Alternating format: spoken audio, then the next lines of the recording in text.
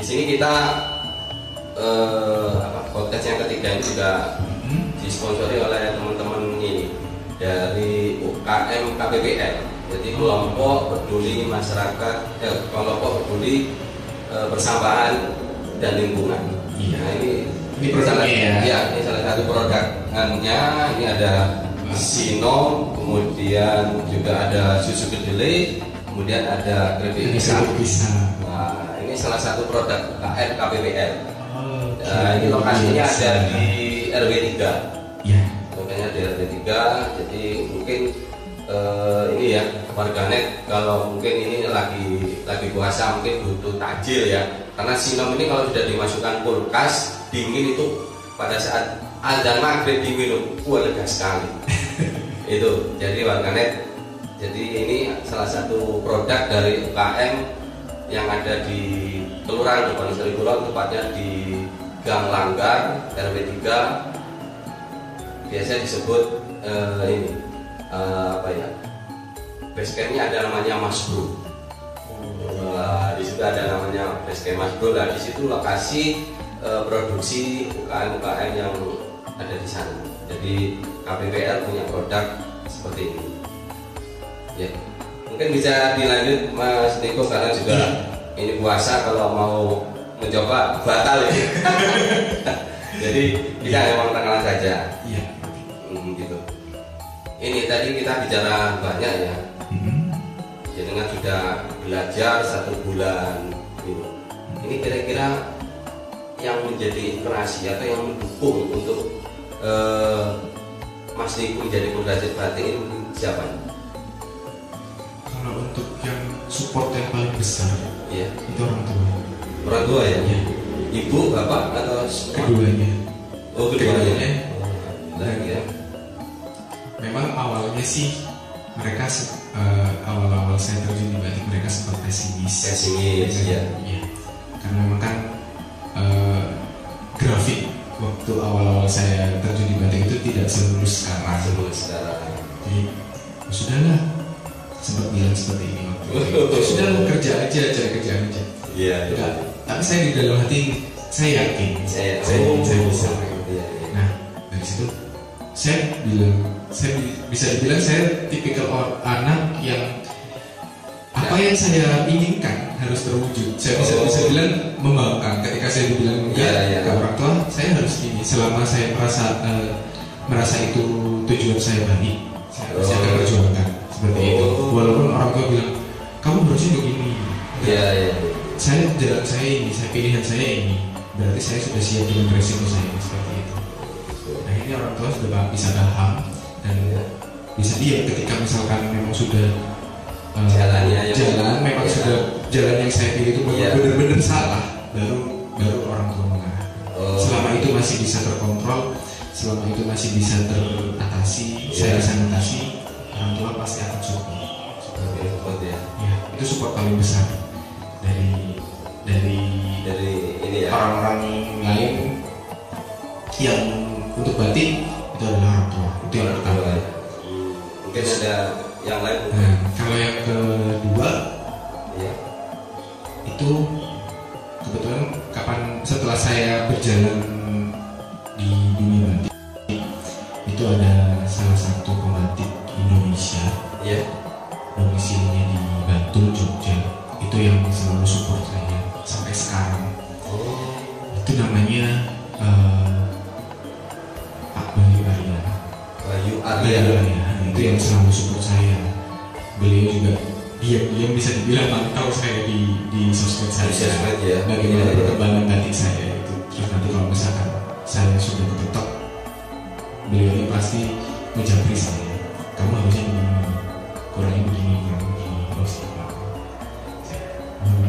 Saya juga seperti itu. Nah, dua, jadi selain orang tua saya terus ada Pak Bayu. Gitu ya. Termasuk juga mungkin ini ya dari pemerintah kota juga mensupport. Iya. Terus pemerintah kota yang dalam hal ini dengan seperti fasilitasi. Akhirnya saya bisa punya hak cipta merek, saya punya SNI, itu peran dari pemerintah kota.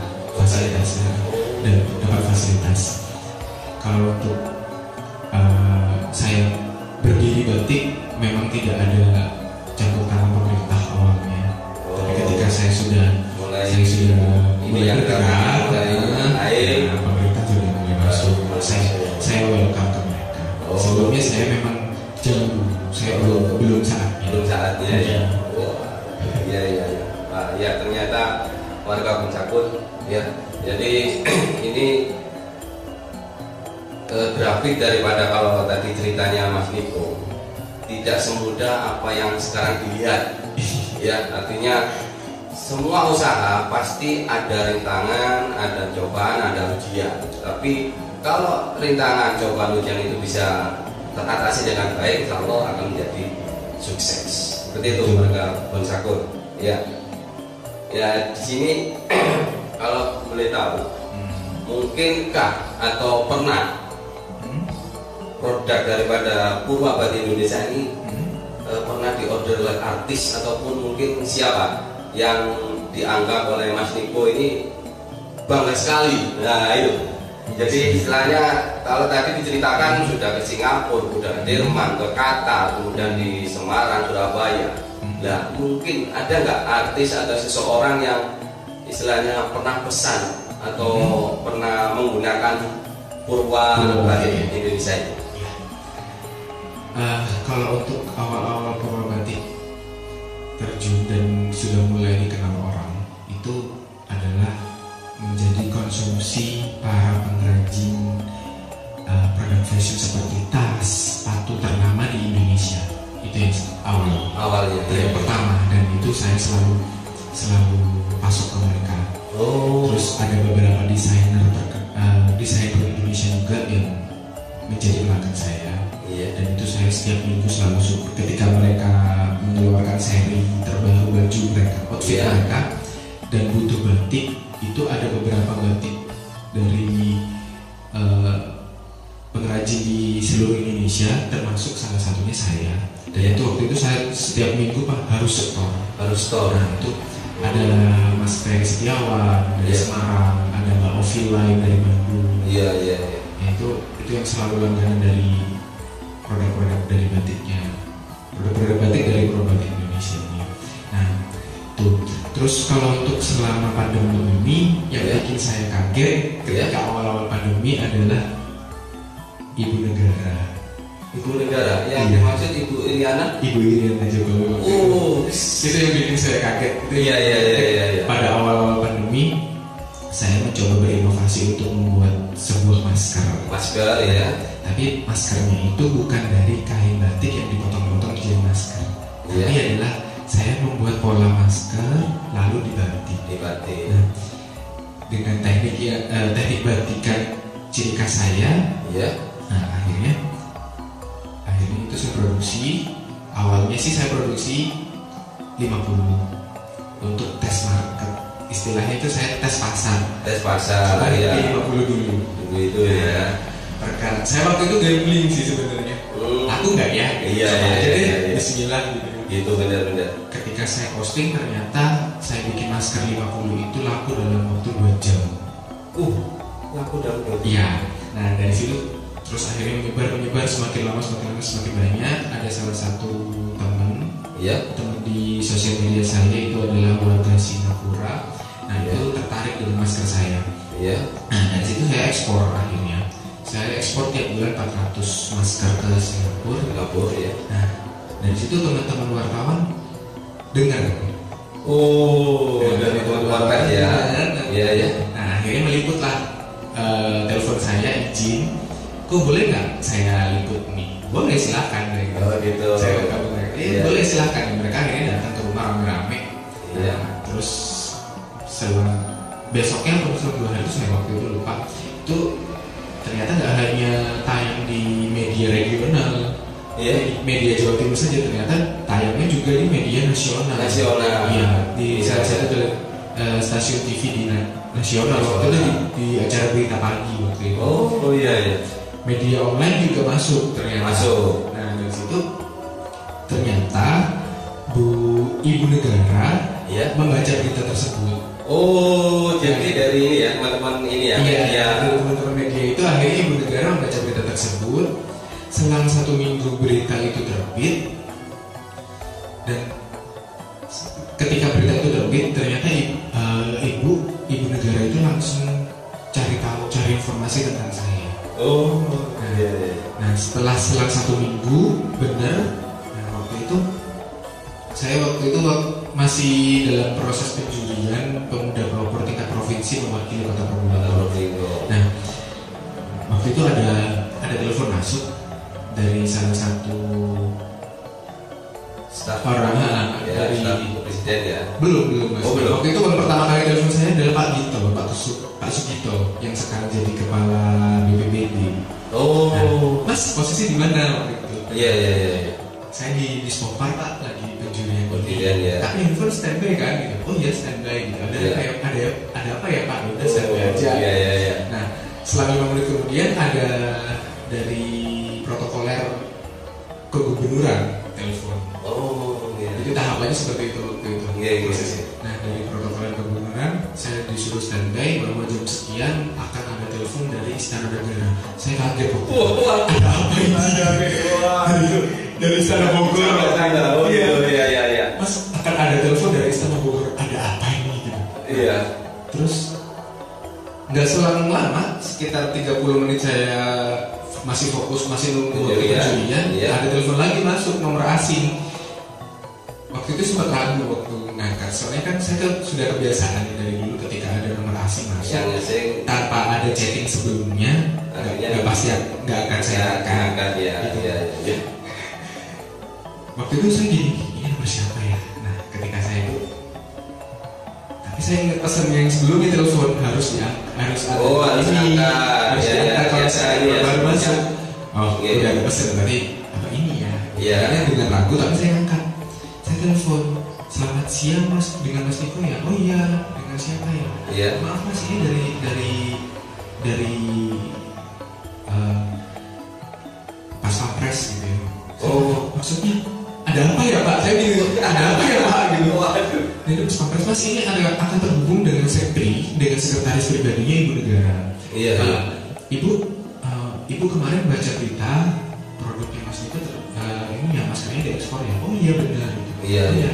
Ini sekretarnya Ibu mau berbicara dengan Mas Niko. Itu ngomong langsung dihubungkan dengan sekretarnya Ibu Negara. Iya. Setelah disambung dengan sekretarnya Ibu Negara, Mas ini begini. Waktu itu, oh iya Pak benar. Iya. Seperti yang diomongkan Pas Pampres sama. Nah ternyata terus waktu itu Ibu yang langsung. Ini beneran saya mimpi kan? Gimana? Beliau yang langsung. Mas saya mau pesan, langsung bilang. Mas saya mau pesan masker. Oh iya siap Ibu. Gitu. Ya sudah langsung dilanjut ya. Gitu. Nah hanya berbicara seperti itu langsung dilanjut dengan sekretari saya. Hanya berbicara seperti itu langsung saya beranggapan begini. Saya ini siapa gitu? Oh iya. Saya ini siapa kok? Ibu loh yang bicara ini orang First Lady lah istilahnya, First Lady-nya Indonesia sama saya ini siapa gitu. Waktu itu langsung gemeteran gitu. Ini beneran nggak, ini mimpi apa aja mimpi apa enggak ya gitu. Nah terus segmennya tuh langsung menindaklanjuti apa yang dibicarakan tadi. Ternyata Ibu berkenan untuk punya masker produksi dari saya, masker batik itu. Masker batik dengan 50 piece, jumlahnya 50 piece, 3 tema desain dengan jumlah 50 desain juga. Jadi 3 tema, 50 desain, 50 piece, jadi 1 desain 1 masker. Dengan ada inisial Iriana Jokowi. Oh gitu. Master desainnya masih saya simpan sampai sekarang. Wah iya. Ya, ini warga Buncakul. Ya, ini ceritanya menarik sekali karena produk masker punyanya Mas Niko ini dipakai oleh Ibu Negara, Ibu Iriana Jokowi. Nah, ini harus bangga. Kelurahan Kebonsari Kulon, kemudian Kota Probolinggo harus bangga punya pengrajin batik seperti Mas Niko ini. Jadi, ya, kalau tadi ini ya ceritanya pada saat dalam rangka ini ya, penjurian ya. Iya, pada waktu penjurian pemuda pelopor. Itu apakah ada prestasi atau gimana?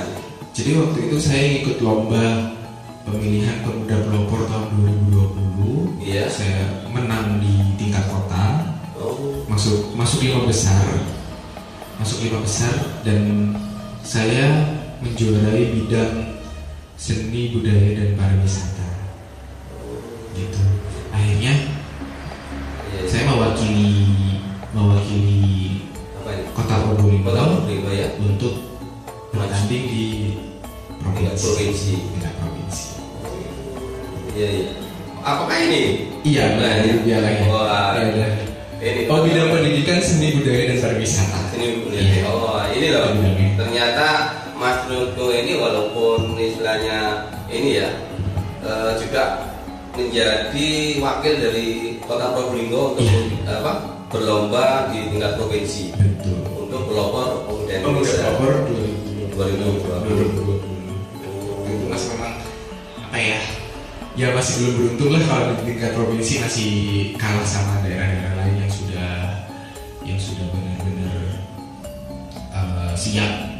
Waktu itu memang saya pribadi sih waktu itu ya persiapannya memang sangat-sangat mendadak dan sangat-sangat singkat karena memang aktivitas saya waktu itu sangat padat. Jadi persiapan saya yang kurang memang. Kurang ya? Iya. Iya. Nah ini tetap warga Kota Probolinggo harus bangga. Jadi punya Mas Niko ini. Ya, kalau ini ya cerita orang itu biasanya seperti ini Mas Niko. Iya.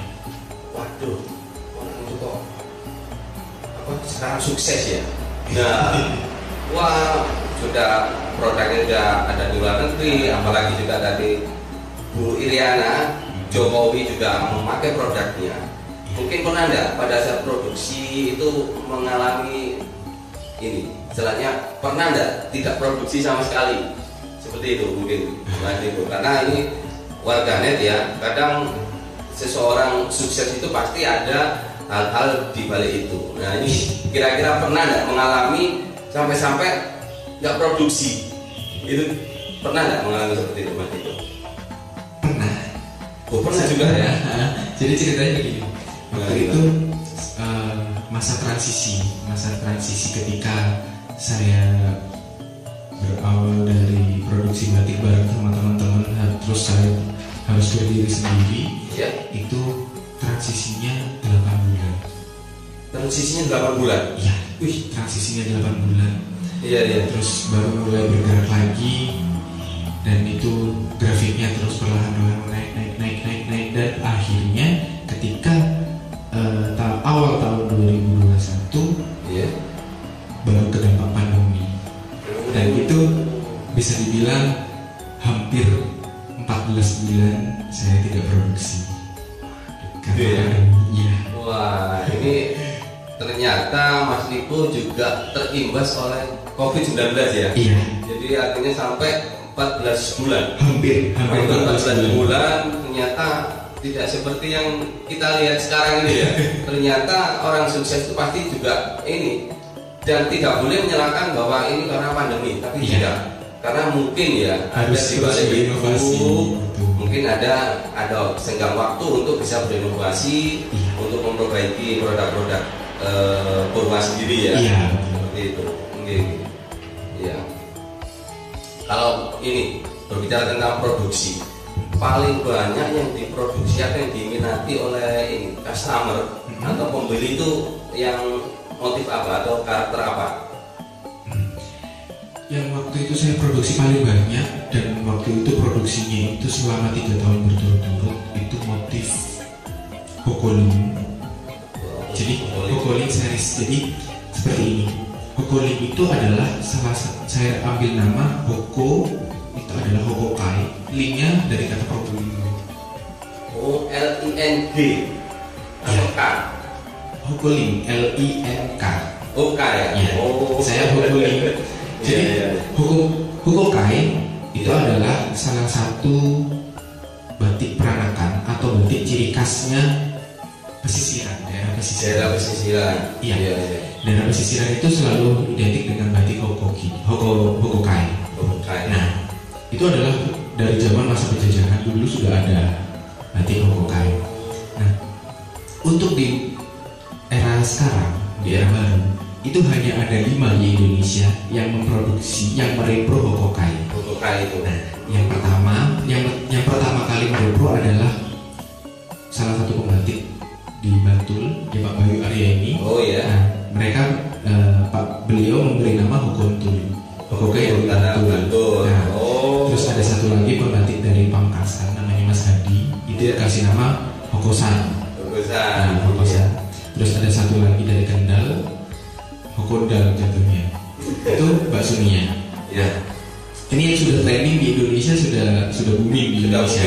Akhirnya di tahun 2017 saya mencoba untuk membuat dan ternyata diterima sama pasar. Dan waktu itu keluarnya launchingnya, istilah kasarnya launchingnya itu berbarengan dengan salah satu pembatik di kota Batam namanya Mas Yudhistira. Nah, jadi yang dikenal di Indonesia Hokokai yang sudah istilahnya repro dari Hokokai yang sudah diperbarui versi sekarang itu ada 5. Termasuk Hokoling itu ya. Iya. Dan itu yang membuat saya bisa tembus ke pasar internasional adalah motif Hokoling ini. Iya. Ternyata motif Hokoling. Jadi kalau disampaikan Mas Niko ternyata ini ya. Ini disebut apa? Menjadi trading merek atau? Kalau untuk trading merek sih untuk hak cipta kita seperti apa ya? Kalau yang sering kumpul sama saya itu sudah sepakat untuk tidak menghak ciptakan motif yang kita ciptakan. Kenapa begitu? Orang menjiplak motif kita persilahkan, asalkan tidak dijiplak untuk diproduksi pabrikan. Nah, seperti itu. Kalau misalkan ada pengrajin batik menjiplak motif saya berarti motif saya bisa diterima di pasar. Berarti motif saya disukai banyak orang. Itu tolak ukur saya. Gitu. Seperti itu. Iya. Ternyata ini Hokoling. Hokoling itu link itu adalah Probolinggo. Jadi tadi ada Hokondal dari Kendal, kemudian Hokosan dari Pamekasan, termasuk Hokontul dari Bantul ya. Ini ternyata mudah ya ngasih. Tapi itu ternyata akan ini ya diterima oleh pasar. Iya. Ya, kalau tadi ini berbicara tentang trademark ataupun motif ya. Ini untuk mendapatkan legalitas itu kapan? Dari mungkin produksi mungkin tahun 2012 ya. Nah, itu semenjak kapan legalitas itu didapatkan oleh batik luar Indonesia?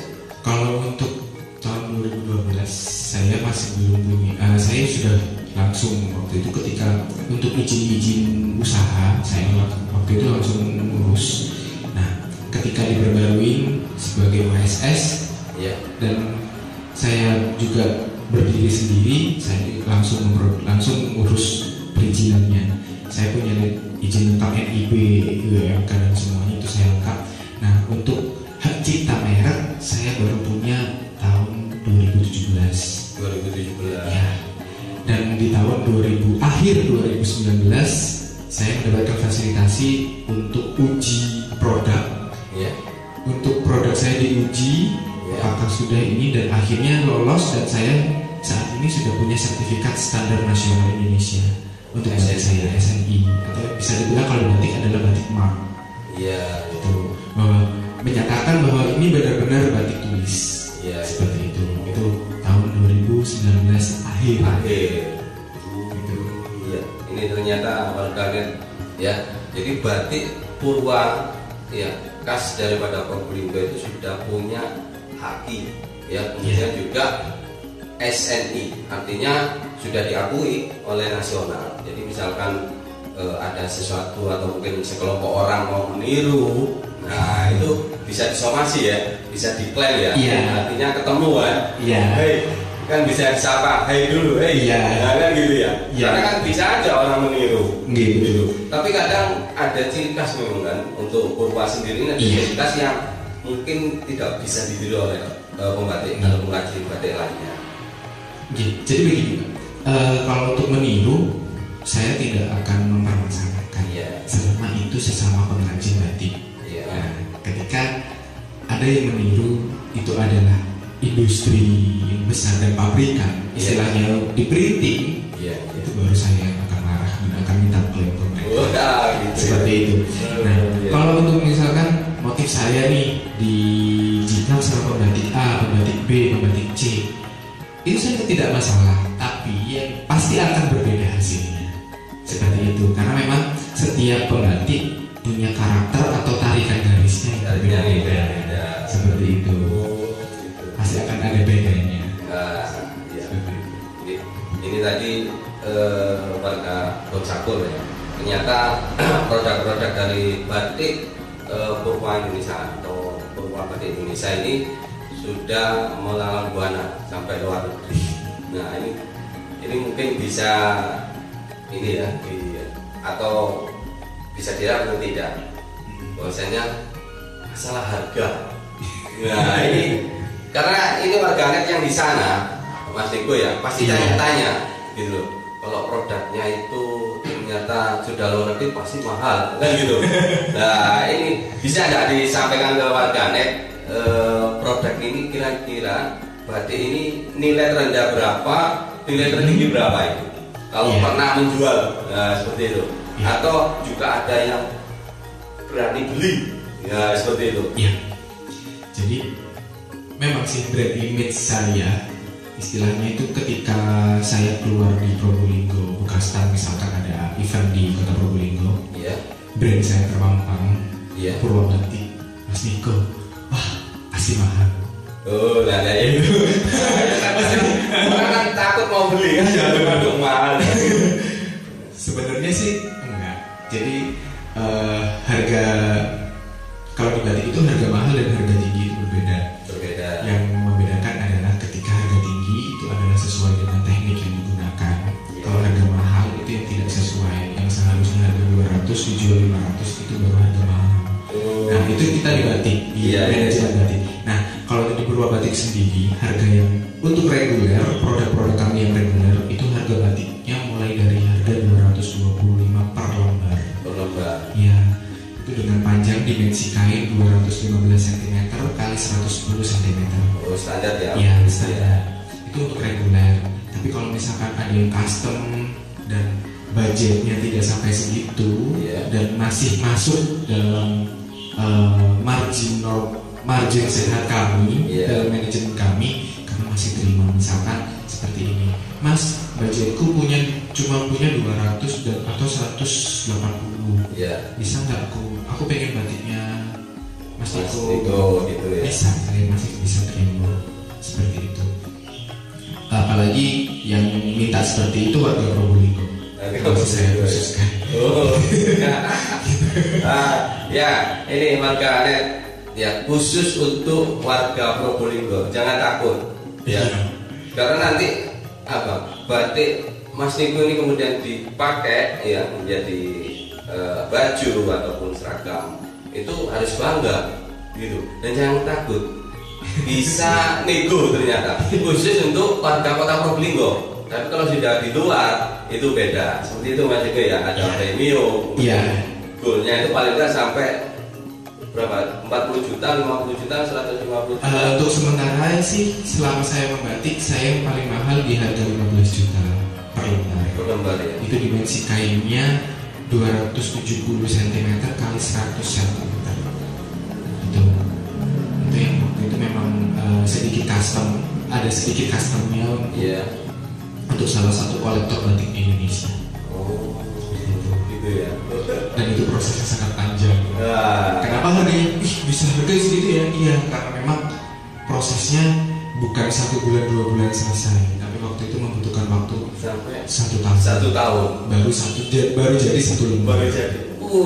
Iya ya, layak lah dengan harga segitu karena juga pembuatannya 1 tahun. Iya. Tapi kalau yang standar ini kira-kira misalkan yang tadi disampaikan kalau harga 100 itu kira-kira berapa hari? Ya, misalnya harga yang kita bicara harga reguler 225 sudah. 225 ya. Itu pengerjaannya 1 minggu selesai. 1 minggu selesai. Iya. 1 minggu selesai. Tapi kalau misalkan ada produksi massal, itu kita biasanya langsung produksi.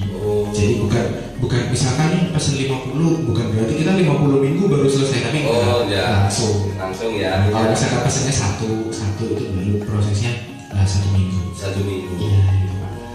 Iya. Ini kita bicara tentang harga tadi, harga ya. Jadi jangan takut gitu. Dan harus bangga. Jangan sampai tadi kalau dibilang pemakai batik Purwa itu di Kota Probolinggo sendiri hanya 1%. Nah, harusnya 100% gitu. Ya dengan cara apa? Mungkin dari instansi OPD yang terkait itu seragamnya semuanya pakai punyanya Purwa Batik Indonesia. Kan seperti itu, harapannya seperti itu ya. Artinya tapi karena Mas Nuk ini orangnya rendah hati. Artinya rendah hati itu wis jak popo wis gitu. Artinya sesama batik, karena juga di Kota Probolinggo pengrajin batik juga banyak ya. Iya. Dan juga punya karakter yang berbeda gitu. Ada beberapa sih Pak, untuk instansi itu ada beberapa yang sudah menjadi langganan saya. Misalkan kayak Dinkes Kota Probolinggo, bidang BKKBN itu sering pesan ke saya, terus dinas sosial, terus ada di KUPP sendiri juga beberapa pernah pesan ke saya juga gitu. Nah, untuk akhir-akhir ini malah Pak Wali dan Bu Wali Kota itu suka banget saya, jadi sering pesan di saya. Wah, ini bentuk perhatian pemerintah. Probolinggo seperti itu. Ini jadi ternyata alhamdulillah dari sekian banyak ini muncul pimpinan kita Wali Kota Probolinggo itu sudah mulai bangga untuk memakai produk daripada Purwa Batik Indonesia itu. Iya. Memang selalu beliaunya memang sering kali request ke saya, Mas, melalui ajudannya itu. Iya. Mas Niko, Bapak mau pesan batik dengan tema ini. Ya. Mas Niko, Bapak mau pesan batik buat acara ini untuk temanya begini. Itu sering sekali. Gitu ya. Ya. Ini mungkin pertanyaan terakhir Mas Niko. Ya. Tadi disampaikan Wali Kota juga perhatian. Nah sekarang ini mungkin harapan dari Mas Niko tidak hanya Purwa Batik Indonesia, tapi batik-batik yang lain, bukan yang lain yang ada di Kota Probolinggo. Mungkin gimana harapan Mas Niko kepada pemerintah Kota Probolinggo? Jadi jangan hanya Mas Niko saja gitu. Iya. Ternyata kan di sini Kota Probolinggo banyak pengrajin seperti itu. Mungkin bisa disampaikan langsung Mas Niko. Jadi di Probolinggo ini ada sekitar seluruh Kota Probolinggo itu totalnya ada 40 pengrajin. Banyak juga. Iya. Iya. Untuk di Kebon Sari sendiri ada dua. Salah satunya saya. Iya. Nah, dan kebetulan mulai dari awal ada batik di Probolinggo sampai sekarang, alhamdulillah pemerintah Probolinggo sangat-sangat perhatian sekali kepada kita para pembatik. Salah satunya adalah hampir 2 tahun sekali itu pemerintah Kota Probolinggo untuk pesan seragam ASN, seluruh ASN sekota Probolinggo. Nah itu yang mengerjakan adalah kita Paguyuban. Kita ada kelompok namanya Kibro Kota, itu kita yang mengerjakan di situ. Jadi salah satu perhatiannya. Kalau untuk harapan sendiri, kita bisa dibilang sudah tidak berharap Probolinggo karena memang sudah terlalu banyak perhatian. Perhatian pemerintah sudah lebih ya ke kita, betul. Pengrajin lebih ya. Iya. Termasuk event-event pun tahun ini juga banyak event-event batik yang akan diselenggarakan. Mudah-mudahan itu nanti jadi tidak terhalang lagi dengan seperti tahun-tahun pandemi.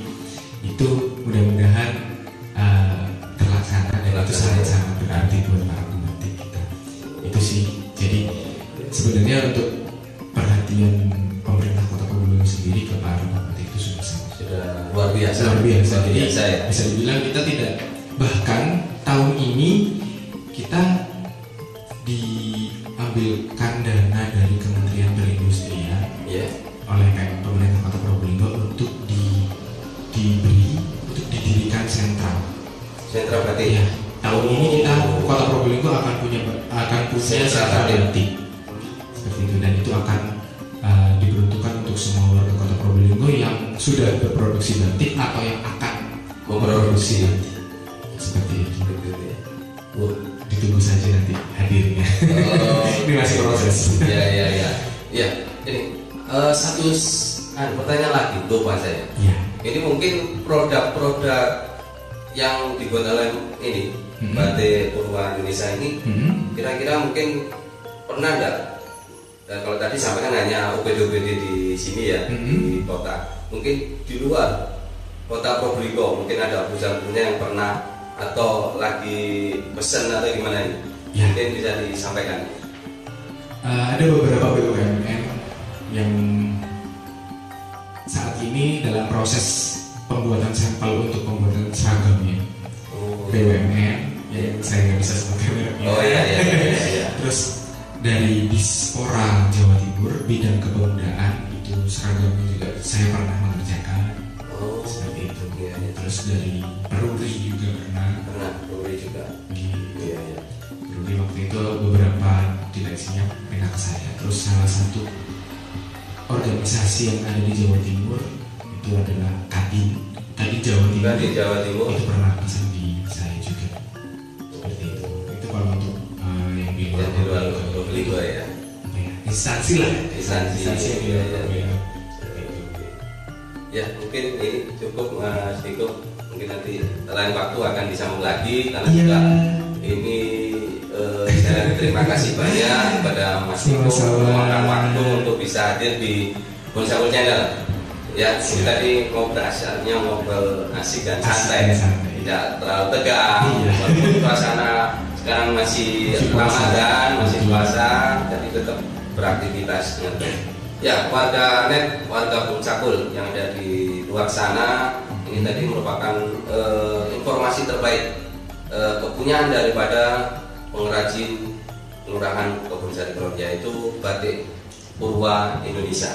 Ya, seperti itu. Jadi kalau tadi disampaikan di perbincangan kami tadi bahwasanya masih banyak pengrajin batik yang mungkin nanti akan bermunculan.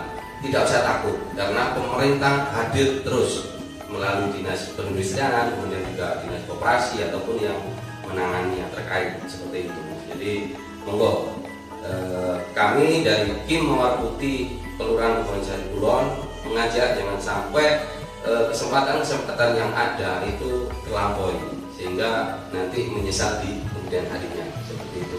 Ya, ini Mas Niko, misalkan di luar sana itu ternyata ingin pesan, ini gimana caranya? Melalui apa ini? Mungkin bisa disampaikan punya sosial medianya di sini sehingga atau juga nomor HP-nya seperti itu. Biasanya sih pelanggan saya itu pesannya lewat Facebook saya pribadi, itu namanya Niko Suwiji. Oh iya. Terus kalau misalkan ada juga yang beberapa yang lewat Instagram itu dari mana? Kalau untuk alamat Instagramnya adalah @purwa_batik. Ya, itu. Jadi dari dua sosial media itu yang mereka biasa pesan ke saya.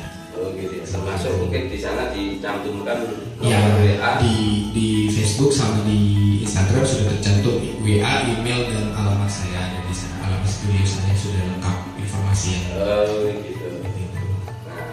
Jadi warganet yang di luar Kota Probolinggo bisa menghubungi yang disampaikan tadi, nanti juga akan tertulis di layar di akhir video ini. Ya sekali lagi terima kasih Mas Niko atas perhatiannya. Mudah-mudahan ini ngobrol ini bisa memberi informasi pada warganet yang di luar sana.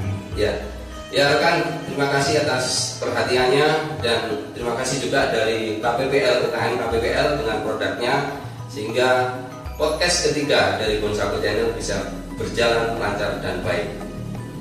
Kami selaku Ketua Kim Mawar Putih bila mana tadi perbincangan ada yang kurang berkenan, kami mohon maaf sebesar-besarnya. Saya kira wassalamualaikum warahmatullahi wabarakatuh.